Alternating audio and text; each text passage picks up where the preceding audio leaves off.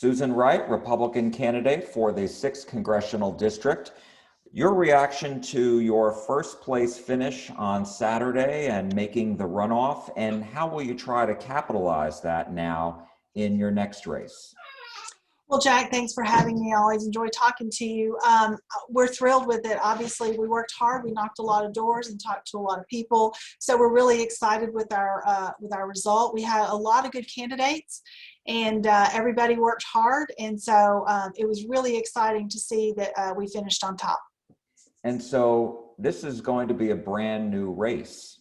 So how will you run this race? Is this, like a Republican primary, because the person who you're in the runoff with is another Republican, Jake Ellzey, and how do you appeal to the Democrats and independents who don't have a candidate in this race per se? Well, we're going to run our race the same way we ran it before. We're going to talk to as many people as we can. We're going to knock doors, make phone calls, and we're going to talk to everybody who voted. We're going to talk to some of the people that we reached out to before that maybe didn't vote. Look, I'm running to be the member of Congress for everyone in this district, and so what those people, whether they voted for me or they didn't, have to say is very important. And their voice needs to be heard as well. And so I'm interested in what they have to say, and I want to take their concerns to Washington and address those also. Would you have rather run against a Democrat? No, it's, the language is going to be different. The contrast in issues is certainly a lot more stark when it's Republican versus Democrat, but our message is the same. And so we're just going to keep going. You've been endorsed by former President Donald Trump, and when you look at the early voting results, you were 10 votes ahead in the district of Jake Ellzey, and then you were about 4,200 votes ahead when you looked at Saturday's results added into that. So what impact do you think the former president's endorsement had on that race, and how will that continue to impact the race going forward? Well, I think President Trump's endorsement had a significant impact. His policies were extremely successful and they were popular in this district, and I think that's clear. The extraordinarily high turnout among Republicans is a testament to a repudiation of the Biden policies, I guess is probably the right word. Most of it's been by executive order, but the promises made were not kept in terms of unity and working together and bringing people together to address things. And the people of the 6th District rejected that. So we're really excited for the turnout. We're excited for where we landed, and I'm truly honored and excited to have President Trump's endorsement.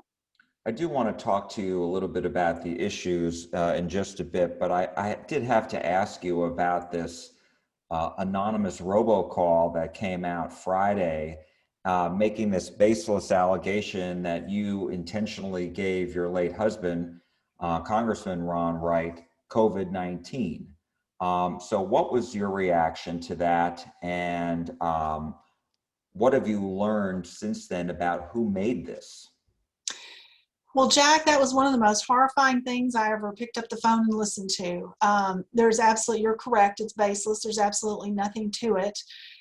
We haven't learned anything from it in terms of the investigation. I did turn that over to law enforcement, and they're working it at the local level. I'm told that it was referred to at the federal level, and they're investigating everything that they can get on it.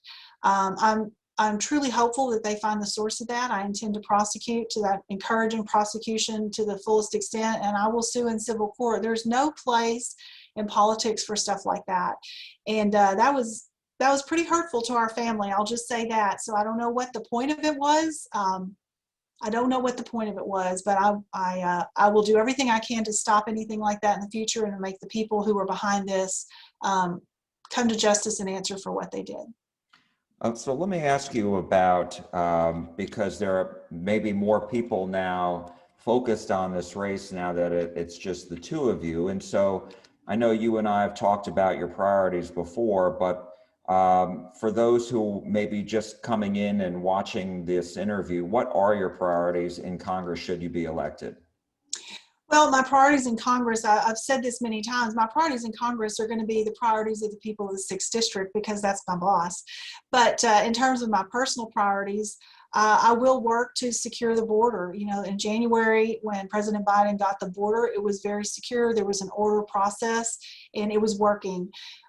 They were addressing the backlog, and then with a few strokes of the pen of a few executive orders, we now have an abject crisis at our southern border. It's a humanitarian crisis, it's an economic crisis, and it's a national security crisis. So that is one thing that overwhelmingly we've knocked tens of thousands of doors, and overwhelmingly that is a top concern among the people of the 6th District, and that's across the political spectrum, by the way.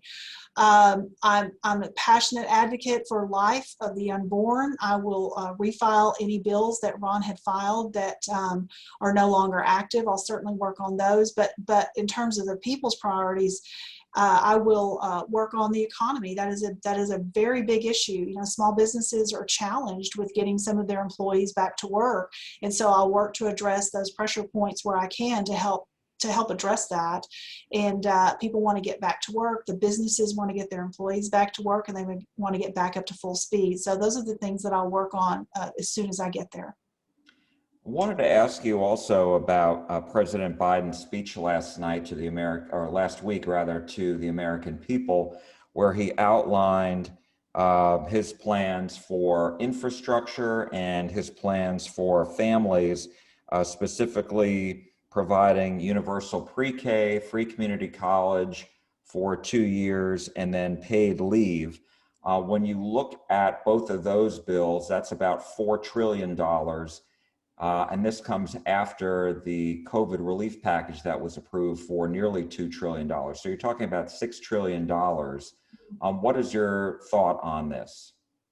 Well, I think it's preposterous. The infrastructure bill has a tiny percentage that is actually for infrastructure. People across the country support an investment in infrastructure, but the definition of infrastructure is pretty universally accepted until this bill came along. We need roads worked on. We need, federal highways. We need bridges worked on. Those things need to be addressed. There can be a strong case made for addressing rural broadband. That is a critical issue, particularly in the 6th District. We have a lot of rural areas that struggle with broadband access. And of course, the pandemic and school from home and work from home really highlighted the need to address that in rural areas. That is a legitimate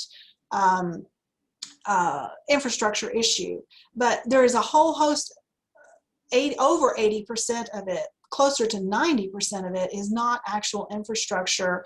There are more social programs, and I'm not in favor of that. That is not an infrastructure item.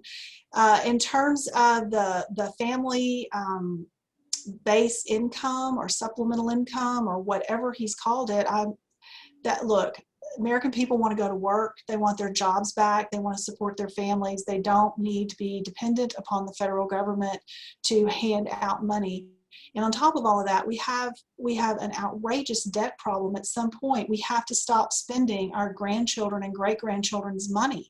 We cannot tax our way out of this debt. And we're spending money as if we have it, and we simply don't have it. So these are just very, very reckless policies that the Biden administration is pushing, and I'm not supportive of them.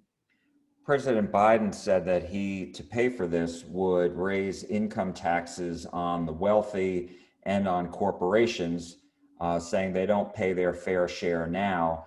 And my question is, hasn't the COVID pandemic exposed the real need by many Americans out there for some more of a safety net, more assistance?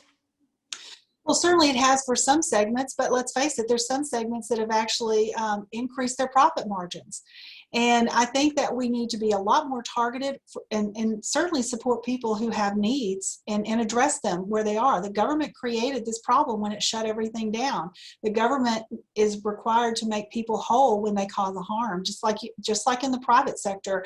But we're trying to place a one-size-fits-all Band-Aid across the entire nation when the entire nation does not need help for this. We need to go back to work.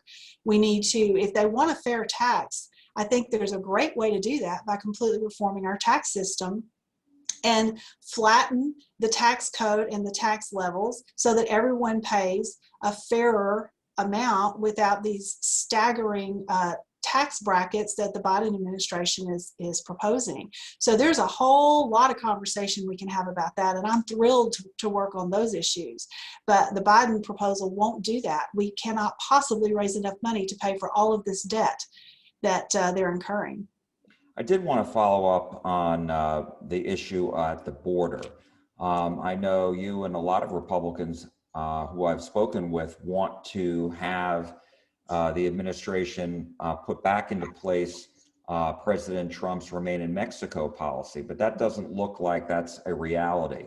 So I'm wondering, is there enough of an agreement between Democrats and Republicans, do you think, where something can be done to accomplish something to try to prevent the situation at the border? Well, I hope there is. I know that there's individual Democrats that have stated, especially in the border states, that state that this has to be addressed. It has to be addressed now. We had a policy in place that was working. If there were pieces that they wanted to address, it was certainly a conversation that could be had. But to completely disassemble it was not a responsible thing to do. So is there a possibility? Look, I'm an optimist. I think there's always a possibility, and I'm always willing to go to the table and talk to anyone who's willing to talk in good faith. But the Democrats have not shown any willingness to do this, certainly at the leadership level. And frankly, the White House hasn't either. The White House talks one game, but they do something completely different. And they're on a mission to completely dismantle everything that President Trump worked so hard to put into place. And there's really no question that what he had in place was working. And so I think it's a very simple remedy to go back and put it back in place like it was and secure that southern border. Susan Wright, Republican candidate for the 6th Congressional District in the runoff. Thank you so much for joining us. We do appreciate it. Thank you so much, Jack. I always enjoy visiting with you. Likewise. Thank you.